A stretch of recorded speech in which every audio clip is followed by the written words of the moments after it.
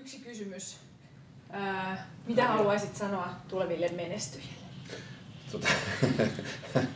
No ei niille tarvitse sanoa mitään, jotka tulevaisuudessa menestyy. Niillähän on kaikki kunnossa. Niin mutta jos ajatus on vaikka se, että mitkä näyttäisi olevan niitä elementtejä, jotka johtaa menestykseen, niin se ikävin totuushan on se, että yksi keskeisistä on sattuma.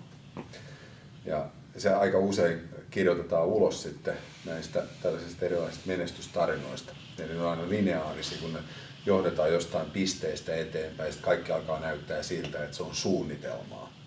Ja sitten jos katsotaan, että mitä siitä puuttuu siitä tarinasta, niin siitä useimmiten puuttuu siitä tarinasta ympäriltä ne 100 000 muut yrittäjät, jotka teki ihan samoja ratkaisuja, mutta jostain syystä ne ei onnistunut siinä omassa jutussaan.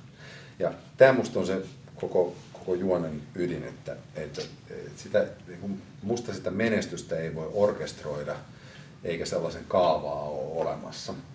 Mutta sen sijaan tässä nykymaailmassa, kun kokeilee kaikennäköisiä asioita, niin paitsi että löytää sen oman juttunsa, tämäkin on monen kertaan todennettu, että se sellainen, jos puhutaan isosta teemasta, että sellainen oma tehtävä, niin se ei löydy niin, että se on annettu sulle.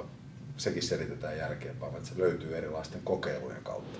Niin menestys näyttää olevan vähän saman luonteista. Ja nyt tämä ei tarkoita sitä, etteikö mitään voisi tehdä, vaan että siellä on hirveä määrä työtä, jotka pitää olla tuonne edes sillä viivalla.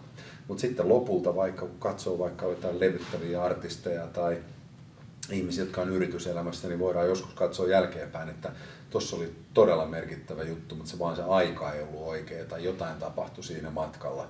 Ja sitten vaikka myöhemmät sukupolvet tunnistaa, että tossa oli yksi juttu, joka meni aikalaiselta ohi.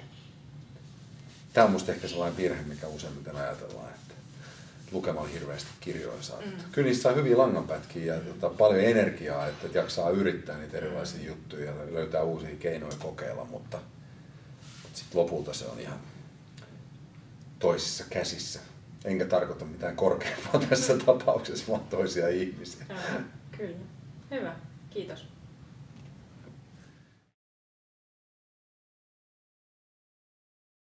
9 minuutin vastaus. Joo. Sulta ei salli yhtä vastata. Näköjään ei. Täytyy opetella siihen.